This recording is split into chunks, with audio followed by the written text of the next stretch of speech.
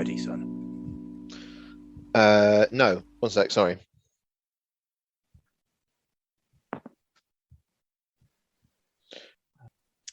Welcome to the Scott and Loz show. I'm Scott. Oh, I'm Lars. And we are two dicks talking bollocks. It's what we do best. And well, Loz, episode 10. We've hit double figures. Should we open some Chablis? Some Bollinger. Yeah, I'll insert an unnecessary sound effect there of a bottle of something nice being opened. Chip chip chow. Yeah, we're still slowly amassing listeners, of course, which I understand. But a big thank you once again to those who have listened so far, chiefly on Spotify, from what the analytics have told me. But I would say that if you haven't already done so, do go out and check out the YouTube channel and subscribe, because at some point in the near future, Loz and I are going to do like a video version of this, I think. I mean, it'll be like a continuation of the same show, won't it? But it'll just be with the camera switched on. Which we've been denying you people our beautiful faces for far too long, and that's what you've all got coming. Yeah, and I've got some ideas for that actually that will make it much more worthwhile to watch if, as you said, our faces weren't already. But actually, Loz, enough of a draw. Let's talk about audio rather than video for a second, because here's where I have to, I'm afraid, shame myself slightly, and you, Loz, actually, for separate matters that pertain to the same matter, which I'll make sense of for you now. In the last episode, I talked about upgrading my microphone, which of course I had, but when it came to editing the show, I thought, well, this doesn't sound much better. And it's because although I'd gone through the setup and told Windows to recognize it, I hadn't done the same in the settings on Zoom, which I'd assumed would just be automatic. And so it was the laptop microphone again.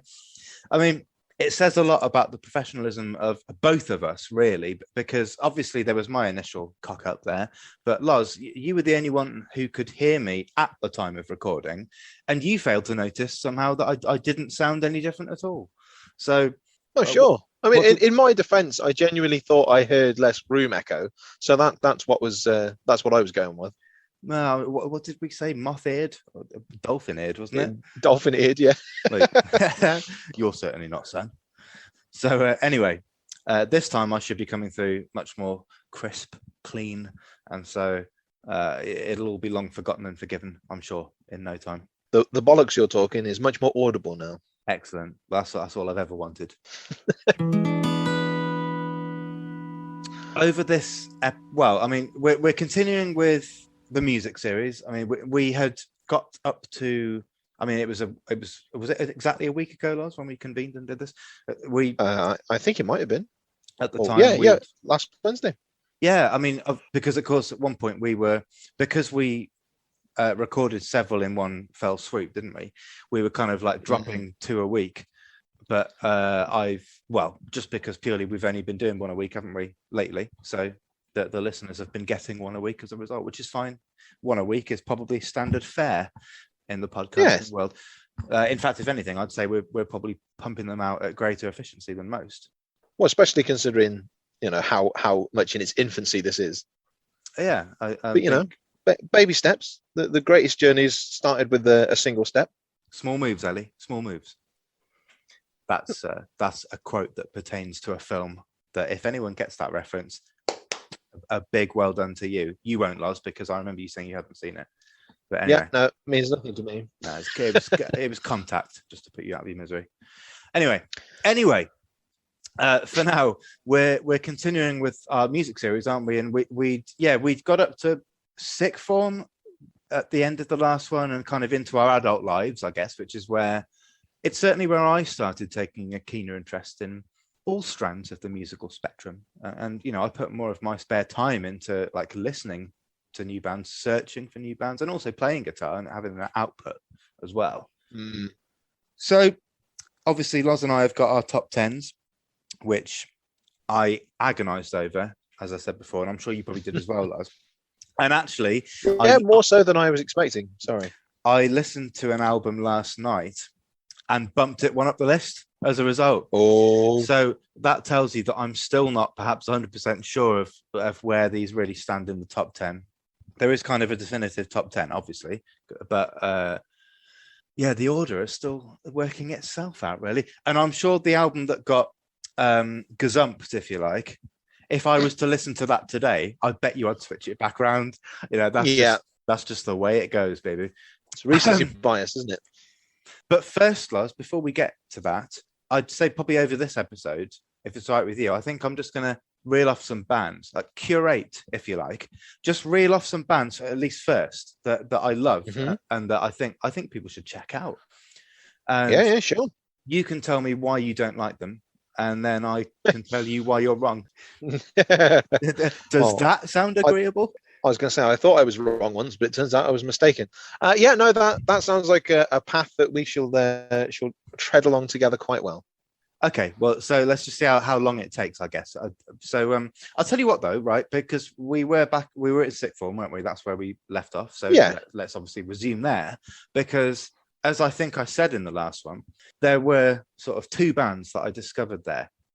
And I mean, to be literal when I say this, it changed my life. I know a lot of people might say, "Oh, I watched a film and it changed my life." They're just throwing that phrase quite flippantly, really. I mean it. It changed my life to discover these two bands, and in two quite different ways. And actually, Lars, they may not come up in the top 10 as much as you would think, which is kind of why I want to start with them. Okay. Okay. But let's begin with objectively the band that I would probably say is the greatest of all time.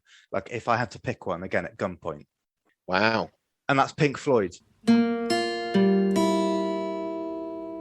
Now, Pink Floyd are a band that always get called prog. You know, you'd see it in that category in HMV, if HMV are even selling albums nowadays or open, I don't know. They're a band that always get called prog, which is short for progressive, for those who aren't really initiated at all in that area of music, which is fine because it's always been quite an outsider fringe scene, I guess. Because bands that are in that category, you'd say like Genesis, or at least early Genesis, Jethro Tull, Yes, King Crimson, Rush, maybe. Or the best of all of them, which I'll get to down the line. But I don't think I've ever really considered Pink Floyd prog, except for maybe on a couple of albums, like Ummagumma and Atom Heart Mother, that kind of thing. I mean, they started out very psychedelic with Syd Barrett, who was an interesting character. He was a poet and he was also a manic schizophrenic before he ever touched LSD, and then he went pretty well. He burned himself out, I think. And it was at this point that they actually went into from psychedelic into this progressive for a couple of albums with, like I said, Ummagumma, Atom Heart Mother, and Medal. Three superb albums, it must be said. Ummagumma is like arguably their best, to be honest. It's got this wonderful weird vibe, and it's back when all the band members had like an equal input. And they all wrote a sort of passage of about 3 songs each, I'd say. And it kind of gives this record that, you know, these 4 different stories almost. Yeah, do check out Ummagumma. It's their weirdest for sure. There's a song called, if you could even call it a song, it's called something like several species of small furry animals gathered together in a cave grooving with a Pict. Yeah. And honestly, if that sounds weird, Christ, listen to it. I mean, we just talked about acid. If you ever want a song to make you genuinely feel like you're tripping like that, this is it. So, anyway, yeah. Which is the album with Alan's psychedelic breakfast on? Is that Ummagumma? Yeah, no, Loz, but that's the one that followed, which is Atom Heart Mother. It comes close to the weirdness of Ummagumma at times, that like you said, Lars, with a track called Alan's Psychedelic Breakfast, which is just a glorious piece of silliness with like some really beautiful musical moments in it as well. And then, they moved on to Medal after that, which was very much an LP of an album of 2 sides, like literally, because of course that's how an LP slash vinyl slash record, whatever you want to call it, came, side 1, side 2. And with Medal, you had, I think, 4 tracks. And then side 2 was just one long piece. It was a single song, and it was their magnum opus, and quite possibly my favorite song of all time, which is Echoes. Normally, I don't tend to favor the extra long songs, to be honest. I mean, there are a couple of bands or slash artists coming up where the longer pieces do very little for me, really, compared to their other work. It's almost like there's a lot of filler, but almost like they're long for the sake of it. But with this song, Echoes by Pink Floyd, it's hard to describe because it's like 4 passages in one, and like they almost don't go together. It's like, and this is actually why I tend to dislike the longer form when it comes to songwriting, because this often happens. It's like it's incohesive, and like I say, long just for the sake of being long. It's like a demonstration of being able to take the long form rather than just let the music take its natural course. But Echoes is somehow different and spectacularly different, and I almost don't know why. It's much like some of the best films we talked about. In particular, Loz's favorite film of all time and my favorite film of all time, both are quite long, 3-hour mark. And, like those films with Echoes, you're kind of pulled through almost every emotion imaginable, including fear, believe it or not, in this song. But when it reaches its crescendo around sort of the 18-minute mark, David Gilmour's guitar just like washes over you. It's the most goosebump moment I can kind of think of in a song, apart from, well, there's probably a couple of others which I'll get to down the line, but yeah, Echoes is incredible. I'm sorry, Loz, I felt like you wanted to say something at one point and I just swept it aside almost because I was just so... No. The only thing that came to mind was that with prog, it's quite often sort of one of the sticks is used to beat it with is that, sort of overly long, sort of like 10-minute drum solos and stuff like that. It's just not necessarily, certainly not applicable to all of Pink Floyd. No. And I get what you mean with prog, and I think it's what puts a lot of people off. It's seen as very indulgent, and yes, it is for the most part. And I don't tend to like the prog that is overly indulgent. There's really only a few of that classic prog type of band that I actually really like. I've never particularly liked Genesis. And Jethro Tull, I do have a lot of time for. I think Jethro Tull are great. And funnily enough, Rush I do like, but I don't consider them a prog band, really. They're just kind of a rock band to me. King Crimson are amazing. And I'm proud to say I live sort of 10 minutes down the road from Robert Fripp. For anyone that's listening that knows King Crimson, they might have heard his work, even if they hadn't, because Robert Fripp worked on David Bowie's Heroes. He was the guitarist in that. So, Robert Fripp's had a lot to do with other, perhaps better known bands. And he's really seen as revered as a god, like in the guitar world. He didn't just, I hate to use the term churn out, but like he didn't just create all these amazing records with the likes of King Crimson and stuff, but he invented a lot of like guitar tunings as well. He's very, very much seen as a guitar god, and yeah, he married Toyah Willcox, and you probably know who Toyah Willcox is, and they live down the road, don't they, Loz? In fact, they live closer to you technically than they do to me. They do, and if I may be permitted to jump in on a slightly extraneous point, I met them both as I was out walking the dog the one day, and I'll admit I was being a little bit of a charlatan because I know that you and Ace and a few people had sort of said. I remember watching Robert Fripp and his League of Crafty Guitarists or something. Yes, that's right. Yeah. With I think that was Ace and somebody else. But yeah, I knew of Mr. Fripp's escapade, shall we say? Well, he's very shy. He's very shy. I mean, partly why they moved to where they did. I won't name it. And funnily enough, you mentioned Ace. I'm pretty sure that it was Ace that said to me that he once bumped into Robert Fripp and sort of like nerd fanned out on him and said, "Oh, I'm such a huge fan." And Robert Fripp just turned around and said, "I'm sorry, I think you've got me mistaken for someone else." and when Ace told me, I was like, "Oh, that like kind of breaks my heart in a way." I guess that he so overwhelmed him that he was just like, "I'd rather just pretend it's not me." It's Well, do you think that was he didn't feel like his work would deserve that level of attention from someone of our age? No, I think it's less to do with with pride and more just of his work catalogue, and more just to do with maybe a sort of just introversy, if that's the term, or just a social kind of anxiety that he'd rather just avoid engagement with that stuff. Sure. That was how it came across to me. So but yeah, basically the story is that as I came through a gate in the at the end of the field, they were both coming through, and I don't know why. I don't have anything against the woman particularly, and I'm not really familiar with her work. Yeah, but I decided then and there that I was going to completely blank Toyah Willcox whilst giving Bob Fripp a bit of a big up. So I just like, "Good morning, Mr. Fripp," fully sort of like almost like doffing my cap, and then just looked Toyah Willcox in the face and just walked clean past. The only time I've ever actually engaged with Robert Fripp was when, funny enough, he was pulling out of his house, and you probably know where his house is, don't you, Lars? You can picture it, can't you? Which I don't know the exact house, but I know the area.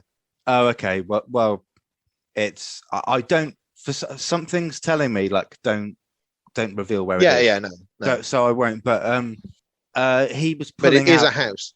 It's a house. Yes. Yes, it is. And he was pulling out, and I flashed to sort of let him pull out. And like rather than flashing or thanking me in I guess the typical way that a fellow motorist would do, he like stuck his thumb up, gave me the thumbs up through the windscreen. And I remember thinking, like, you were already a legend, but just something about that was just really legendary, and I don't know why. I was just like, I was just expecting, I guess because I kind of know him to be quite a shy person, that he might not even register the fact that I let him out. But no, just the fact he stuck the big thumbs up. So I don't know. It really made me laugh. Made my day.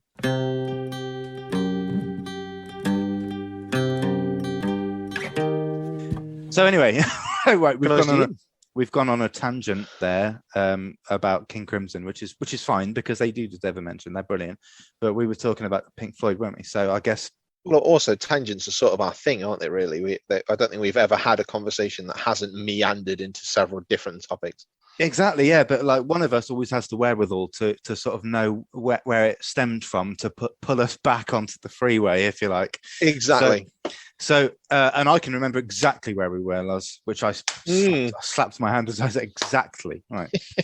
So I was talking about Echoes, which is probably the best thing Pink Floyd have ever done. And then after this, which was on the album Medal, they did their most famous album, Dark Side of the Moon, which, to be honest, that's been talked about enough down the years. But it is one of their best. Like, it is absolutely one of their best. But I'm not going to say anything about Dark Side of the Moon. It's an album you should have listened to be honest. And then so they did Wish You Were Here, which again, very interesting. In fact, I talked about Syd Barrett, right? On Wish You Were Here, there's a couple of songs they did that were a tribute to Syd. One of them was Shine On You Crazy Diamond. And the story goes, and I've read Inside Out, which is Nick Mason's, the drummer's, autobiography. They were recording a song about Syd Barrett when he walked into the studio, right? And this was probably about 5-6 years, if not longer, after he'd just, to be honest, gone a bit crazy and left the band. And he'd put on a load of weight, shaved his head, and like no one kind of recognized him at first. And then there was this dawning realization of like, oh my God, like, do you know who this is? And it was Syd Barrett. He just walked, he'd picked that moment to just visit the studio, which I believe was Abbey Road when they were recording Wish You Were Here, as they were recording a song about him, which must have been an incredible moving experience for them. And Wish You Were Here is often called their best album, to be honest. I mean, all their albums are often called their best album, because after this, you've got Animals, which has that kind of distinctive picture of the big inflatable pig over the top of Battersea Power Station. Because I'm such a fan of Pink Floyd, Battersea Power Station is one of my favourite London sites. You know, if I was going, I mean, I was born in Hammersmith, and not that there's many sites there. There's the Apollo, which is great for music. But yeah, it for me, one of the most exciting things to see in London would be the Battersea Power Station, because it's etched in my sentiments almost. And whilst we're talking about iconic album covers by Pink Floyd. I mean, "Wish You Were Here" is the chap walking across the road on fire, isn't it? It's a person shaking hands with another person. Yes. And it's a statement about the music industry. It's almost like a record deal is being struck, and you've got the suited man who's there to represent the label, if you like, and then the man shaking hands with him is on fire, and it's like it's him, signing his life away, if you like.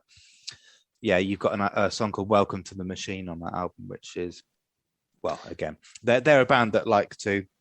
They're a band that make their feelings known, whether it's about politics, which is a lot to do with animals. I mean, of course, was it Animal Farm, George Orwell? It's yes, yeah. Yeah, the album Animals is kind of tenuously linked with that, I suppose. Obviously, Dark Side of the Moon. There's so many different, T-shirts and bloody hoodies you can get with that album. Oh God, yeah, it's a very striking piece of art with the prism, and the colours. I think it's fantastic, And many people would see that as like the seminal period of their work. Of course they would. But this is perhaps why I wouldn't say they're a prog band as such, because all of these, let's say Dark Side onwards, right? They're kind of fairly just straightforward, almost soft rock albums, Yeah, often grandly conceptualized, but they don't follow the archetypal conventions of what one commonly thinks of as prog, except for a few cases. Shine On You Crazy Diamond was one I mentioned, and Sheep, which is on, well, unsurprisingly, Animals. So anyway, right, there's that's Pink Floyd, because otherwise we could be, well, I could be talking for 3 hours before we get anywhere near our top 10. So that's Pink Floyd for me, right? And I mean, any diehard fans may have noted an omission there in terms of their albums. That I'll talk about that later on, much later on, in fact. Well, we might be unprofessional, but there's no mistakes. I mean, quite. I should probably say, actually, well, whilst we are still on Pink Floyd, I've been to 2 quote unquote Pink Floyd gigs. One was Roger Waters with Nick Mason, who I mentioned. He was the drummer, and in fact, he was the only permanent band member. From the first to the last record, he was the only evergreen. Right. And this was with Jaffa, Richard Jeffries. It was in Hyde Park. They played Dark Side of the Moon in its entirety, sort of as the sun went down, which was amazing enough on its own. And then they played a second set of like other favorites, from the band's career. It was incredible. Yeah, I say, it was a festival at Hyde Park, and it included the likes of the Who were there. And this was the day that England were knocked out of the Euros. I think maybe it was 2004. It was Portugal. It was the penalty shootout. Remember the game with the Rooney red card and the Ronaldo wink and the wink. Yeah. It was. I remember us all watching it there on the big screen, like Texas or someone were playing, and no one was watching. No one was watching them. We were all gathered in front of the football. And actually, funny enough, I mentioned Texas. Right, there was an incident. I'm not going to go into it now. Just if you're interested, Google or on YouTube would be better. The Texas Shoe Massacre, and it was someone threw a shoe on stage at the singer, and she kicked off and swore, as Scottish people like to do. But anyway, right. The second, so that was the first time I saw Roger Waters, but the second time we already mentioned in a previous episode, didn't we? And I perhaps I'll mention it later on. I don't know. Who knows? Because perhaps that album might come up again. I don't know. So anyway, right. I said this about 10 minutes ago. That's Pink Floyd, right? Yeah. And I mean, I'll talk. In fact, Lars, if this is all right with you, my good friend, I'll talk about my other favorite band. Maybe. Yeah. It seems like you're on a roll, son. You keep going. Well, actually, I was going to say I'll talk about my other favorite band a bit further down, like at the end of these mentions, okay. if you like, for a good reason. But excuse me, I'll try to burp quietly there. I put my palm of my hand between my mouth and the microphone, and I don't know if that burp was silenced. I don't know. I'll include it either way. I'm quite lucky that I've got a mute button for that sort of thing, so I can retain some of my dignity. Yeah, so in proper radio, right, you'd have a cough button, wouldn't you? And I'm always reticent to use the mute button on Zoom or something in case I just don't turn it off, which would be better for everyone else probably, but not for me. So what you're saying is your mute is moot. Yes, I am saying that. Yes. Oh, Well, speech, puns, ladies and gentlemen. puns. I've got them. I'll insert a little Yeah. just for you. So yeah, what I was saying was that yes, I'll come back to like the other big band that Loz, you know them. I think they did get loosely mentioned in a previous. I'll come back to them a bit later. So can we just, or should I say, can I just reel off like some other favorite bands just in between? I'll do this obviously a bit much more succinctly. I wanted to give Pink Floyd the time they deserved. Yeah, I think even I, even somewhat of a Pink Floyd novice, much compared to you certainly, but yeah, even I would say they needed a spotlight shone on them. Well, yeah, and also there's just a lot to say about them because they've had a lot to say down the years. Yeah, a truly intriguing band if ever there was one. So right, hang on then. So hang on. I don't know why I said that twice in the same sentence. Right. I just need to get my notes up because I did these short notes ages ago, actually, when we were sort of talking about let's do a music series, and I haven't returned to them since. Should have had this sorted out before, shouldn't you? Until now. So actually, this will be interesting for me, as well as I sincerely hope it would be for you. I don't know. So what have we got first? Oh, right. So when I don't know what I've just listed these bands in sort of random order, really.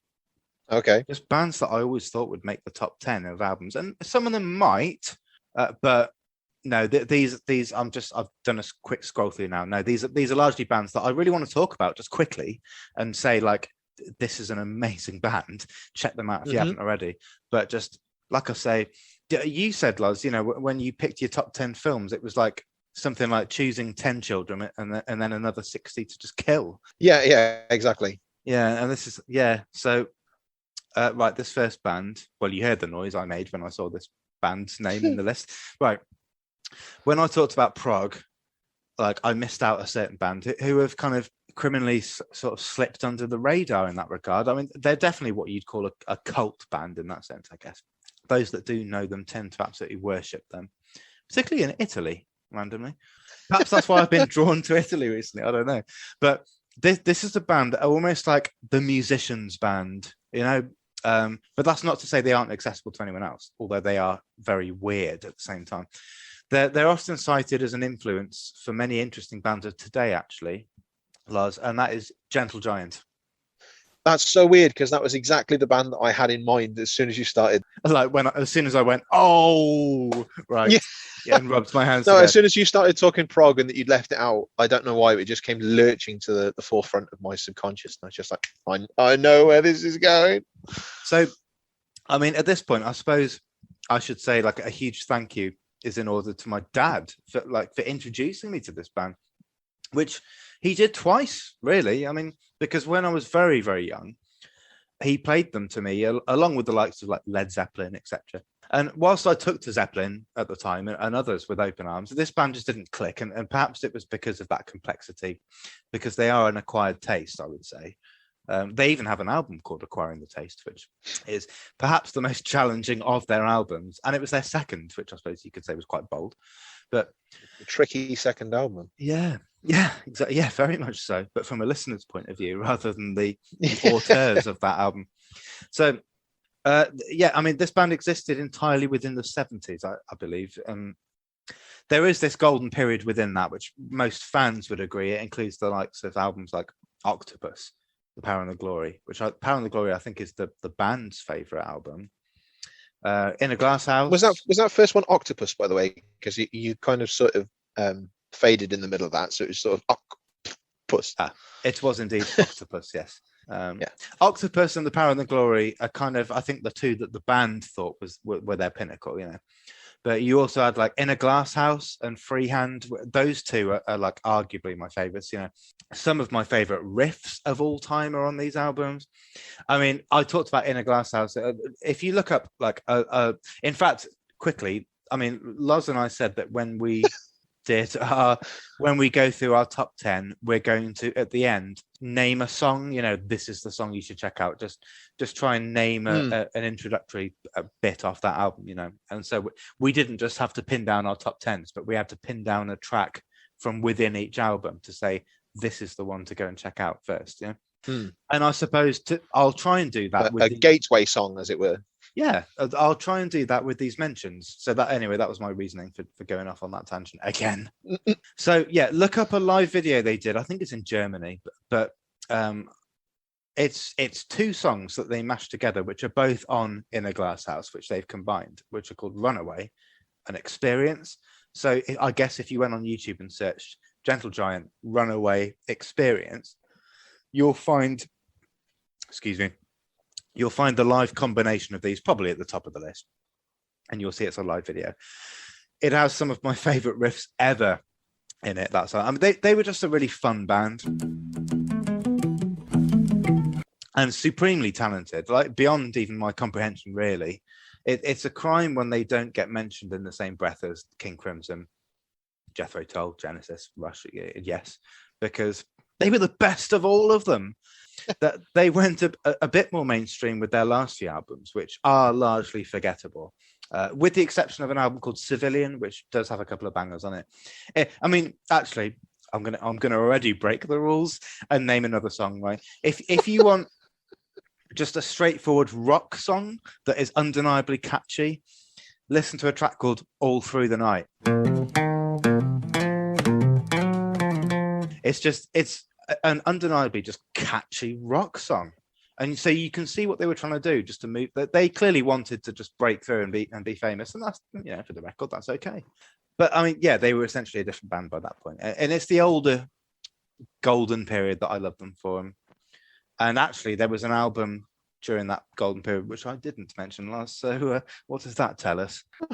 Well, I was going to say, as much as I do enjoy you, because every time you speak about music, you speak with passion, which I think is obviously a good thing, but it's also quite illuminating as the person you are. But I do think that there's certain bands that we definitely need to sort of zoom in and explore. But I think if you do this with every mention on your honourable mentions list, then we're probably looking at a 3-hour recording session just for that. Yeah, I mean, what I might do is just insert a riff here and there, which I can kind of do and just cheekily circumvent copywriting issues by doing so, as I've already done in the last one, which didn't flag up. So that set a precedent let's do a bit more of that. Yeah, Gentle Giant. Wow, what a band to kick off with. So here is another criminally underheard band. And for criminally those underrated. Charge your glasses. I was just about to say, for those on nodding terms with this whole drinking game thing, I actually said criminally underheard, Lars. So put your glasses down. It's a bit like try and do your shot through your ear, maybe. It's a bit like is it When Nature Calls, where he's like, Chicago, you're out of here, get out. But actually, again, tangent, if I may, Lars and I actually met up the other night, and for those who listen to the film series, we actually watched our first film that was on our list. Not in order, it was a film that was on our list, but it was the first one we've watched that was on the list, and that was Jim Carrey related, wasn't it? But we won't talk about that right now. I think what we'll do, we're going to do a retrospective film one down the line, where we've had a chance to catch up on like a podcast's worth of films to talk about that were on the list. So enough said for now on that one. So I need to get into the second band, don't I? Jesus, man, this is going to be a long podcast. We honestly might even have to split this in two before we get to the top 10. As long as it's entertaining, then is there a problem? Tell me if there is. I will. You know I will. Yes, I do know you will, and I expect, not want you to, but yeah, and likewise the same right back at you. Yeah. If you feel like I can't think I will be, but if you think I'm waffling on too long, then please, shut that down. Well, you can't have respect without honesty, can you? I don't. Yeah, exactly. I don't think so. Band. God, it's band number 2, isn't it? Oh my god. Right.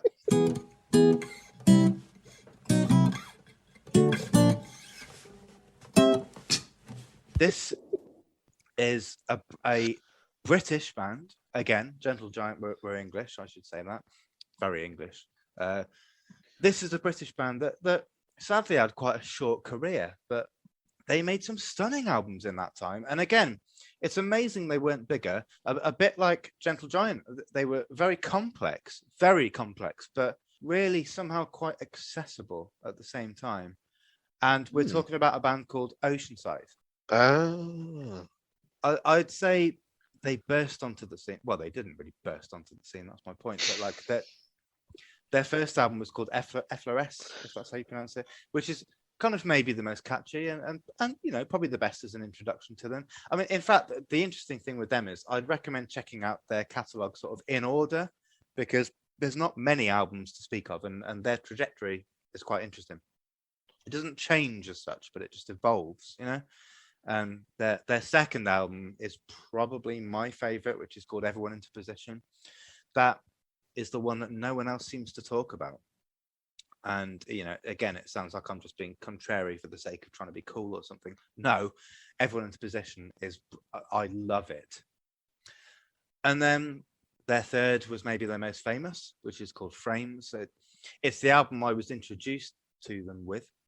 And it's stunning. It's probably the most popular. Like I say, it's probably their communal favorite amongst the fan base. And then their fourth and final, they only made 4 albums, is called Self-Preserved While the Bodies Float Up, which is, yes, I know it's a mouthful, isn't it? And the album's a mouthful as well, or an earful. Yeah, it's probably more complex, this one, but I'd probably my joint favorite, I'd say.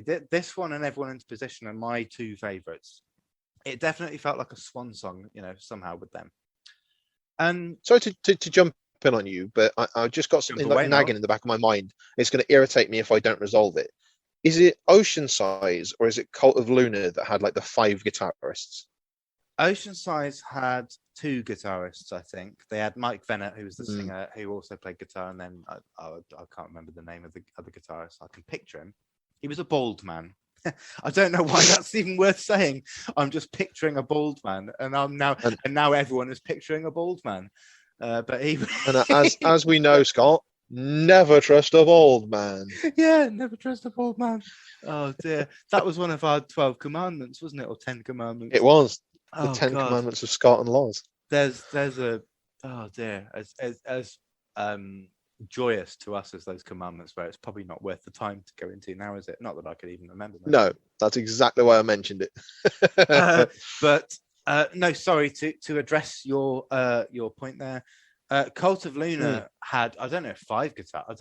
I can't think of any band that's had 5 guitarists, other than, ironically, you said earlier, Robert Fripp's League of Crafty Guitarists. They had at least 5. Oh yes, yeah. But no, Cult of Luna had. Well, we'll get to Cult of Luna, Loz. I'll talk about them then. Yeah. Yeah. Okay. But you, I'm not crazy, right? You do know what I'm talking about, though. I mean, I am crazy, obviously, but you are crazy, and no, I don't know what you're talking about. Oh, okay. Cult of Luna, was it Cult of Luna that you went to Paris to watch with Gaz? Yeah, they've got 2 drummers, which is, I guess, quite interesting. Right. Okay. And it might have been 3 guitarists, and that might have been like enough for me to be like, whoa, that's a lot of guitarists. A lot of bands that fall into that post-rock, post-metal category, and I'll come back to this category. Well, I say come back, we haven't even talked about them yet, but I've looked down the list, and there's bands in that category that'll come up. So I guess I'll remember what you said there, and I'll kind of address it then. Yeah. Okay. Sorry, I just had a nagging sort of like itch in the back of my mind that I just had to scratch. Quite all right. Oceanside, they're a band that have a habit of leaving some of their best material like off the albums. It's like B-sides. you kind of just have to already be a fan of the band and then inquisitively just go off and find them on YouTube. But talking about like songs to recommend, gateway songs, as you put it, I'd actually recommend checking out some of these B-sides first. I mean, they did one called Superfluous to Requirements, which is brilliant. Paper Champion is another. There's a track called, I think it's called The Dirty Sweet Smell of Summer. That's another one to check out. It's just really catchy. and a good introduction to, for me, one of the great British rock bands, genuinely, and again, they somehow flew under the radar. And they are accessible too, one of those aforementioned songs, or another song to start with, which is the song that I started with, if you like. It was the first Oceanside song I heard, is the first song on their album Frames, which, like I said, seems to sort of almost unanimously be considered their best, their opus. And the first song on Frames, and I can play this on guitar, so I'll stick it in at some point during this. It's called Commemorative T-shirt. In fact, it was first called, I think it was called Commemorative 9/11 T-shirt, and they cut it out, or they chopped that little bit out somewhere. It might be what it's named as. In fact, hang on a second, I've got the album in my office. I can literally reach to my left, and I've got my shelf of CDs. And oh yeah, okay. So on the back of the album, it's commemorative blank sort of underscore T-shirt. So I guess that proves my point, doesn't it?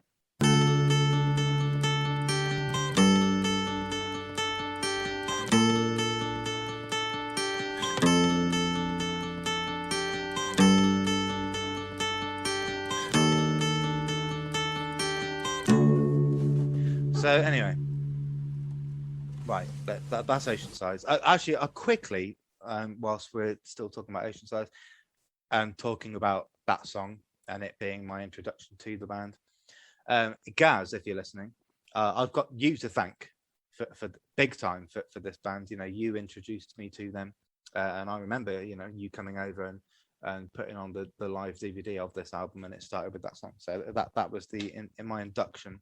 A very happy induction into the band Oceanside. So let's leave them there. Right, let's get on to another band who I think are really quite accessible, I think. But again, just haven't quite. That's gonna be on the drinking game before long. What, the word accessible?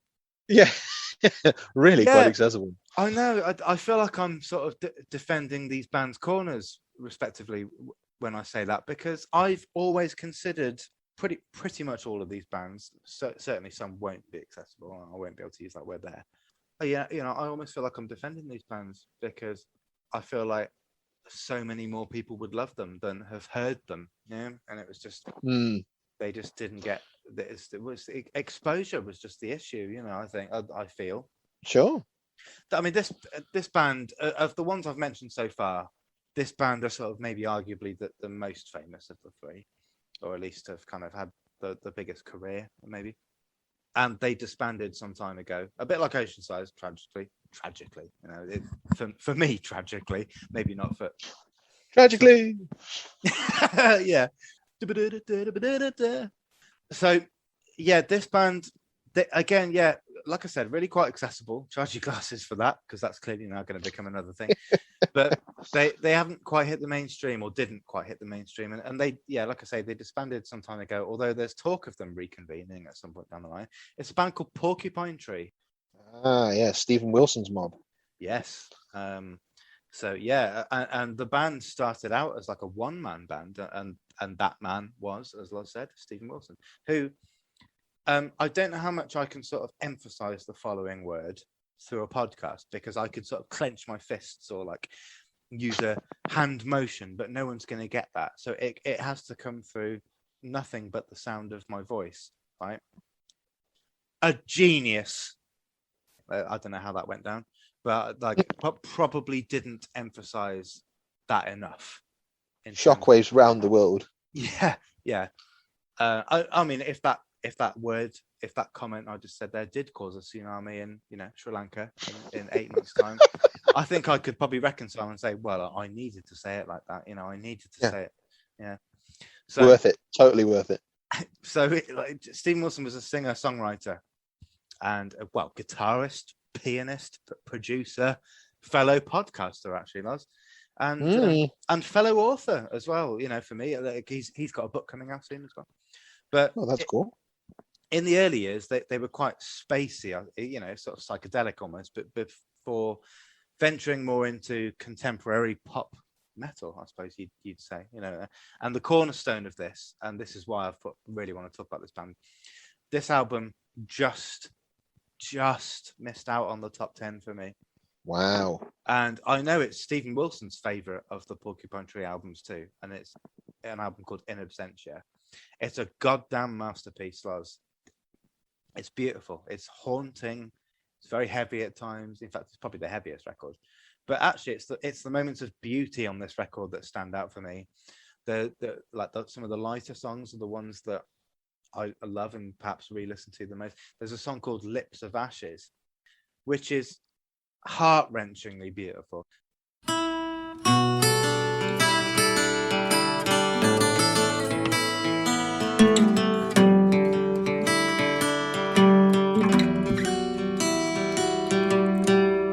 And then that leads into, I think it leads into this song on the album. I can't remember now. A song called Trains.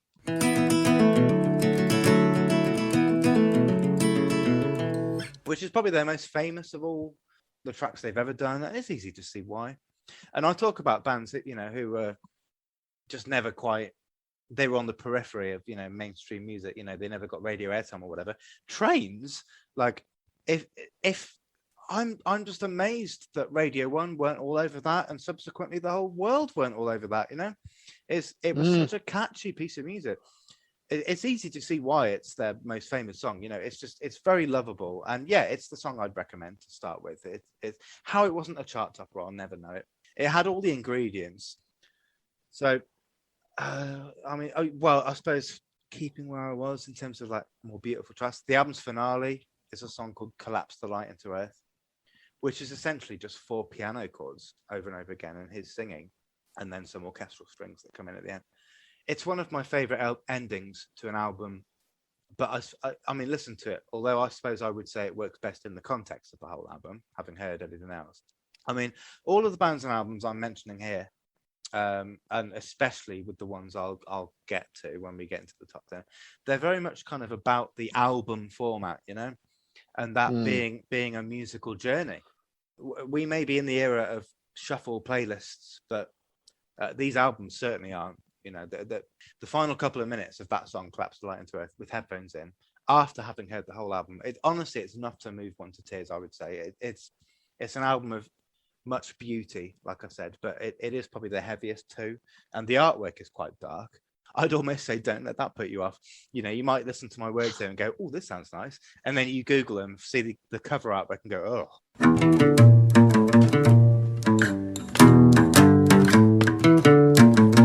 It does represent the darkness that kind of permeates through this album too, and although it's not a concept album, there's an underlying theme of serial killing, which is kind of in this record, and unique. Yeah, I mean, my favorite track on the album is, which I've got to talk about before we move on. It's called "Gravity Eyelids."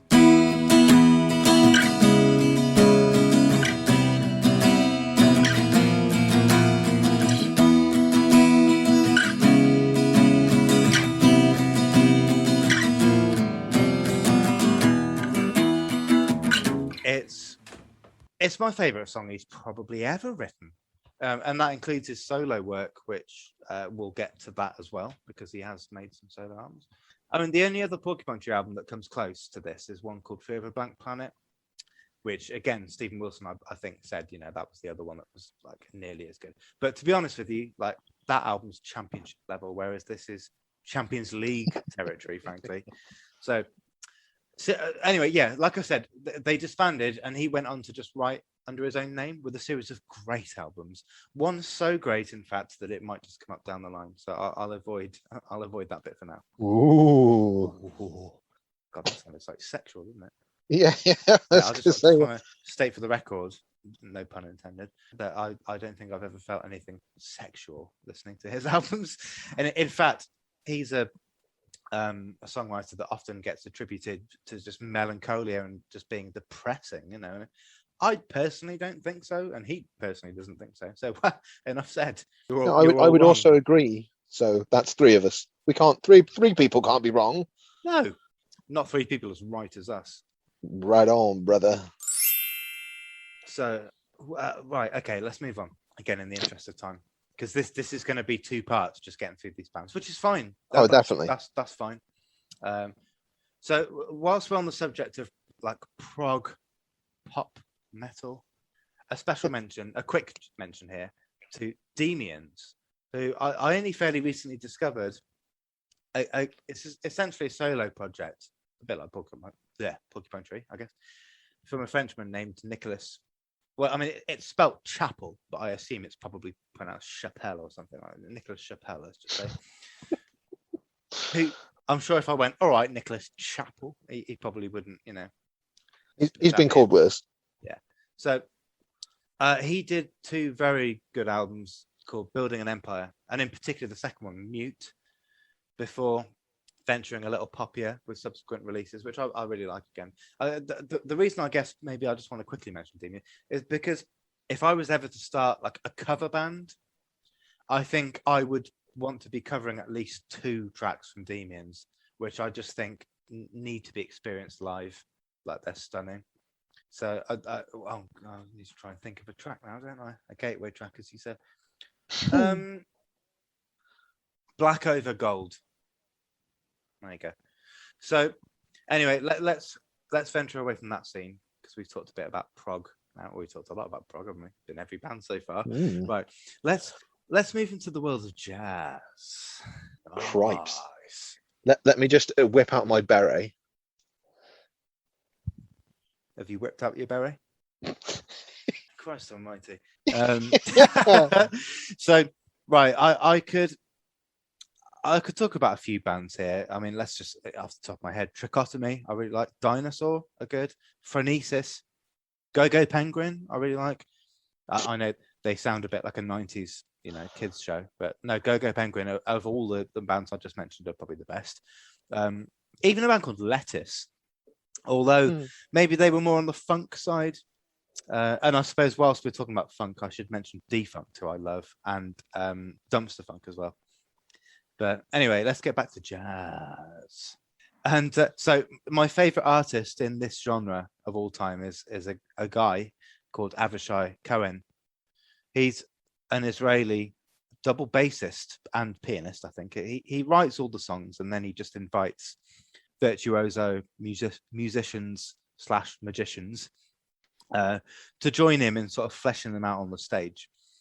And 2 albums of his that I'd recommend are Seven Seas, and in particular an album called Continuo, which is probably the most accessible again of what he's done. It's lovely stuff. It's not what you might think of as jazz, because people probably think of pretension and trumpets and stuff, but this isn't like that at all. It's just like Go-Go Penguin, and actually most of the bands aforementioned, because that is the type of jazz I like. It's a very broad genre. This is kind of a certain little area of that spectrum, which I think is the one worth checking out, with the likes of Go-Go Penguin and Avishai Cohen. It's basically a double bassist or a cellist and a drummer and a pianist, and that's it. It's just the 3 people, and most of these bands are 3 pieces. Like I was saying, it's kind of it's Continuo is like the most accessible thing he's done, but then it's arguably the most complex as well. This is incredibly complex music. It's about as complex as jazz can even get, in terms of time signatures and things. Alan Holdsworth level. If anyone knows Alan Holdsworth, major kudos.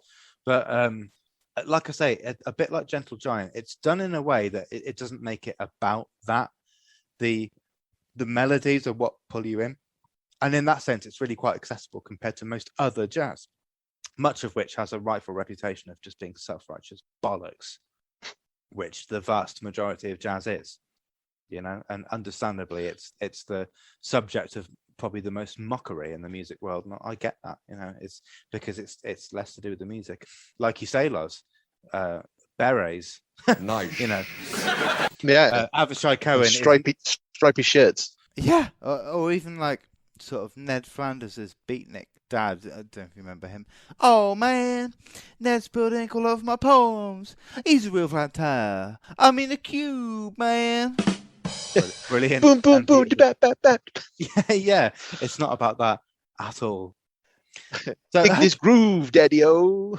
I mean, I like this. This is almost like working a set list here with these bands. Yeah, it's like I've taken it up, and then we're going to bring it down. possibly with. No, in fact, should I finish it here? We've been talking quite a while. Am I about halfway through these mentions? Probably. No, let's end this one here, and I shall. Okay. I shall.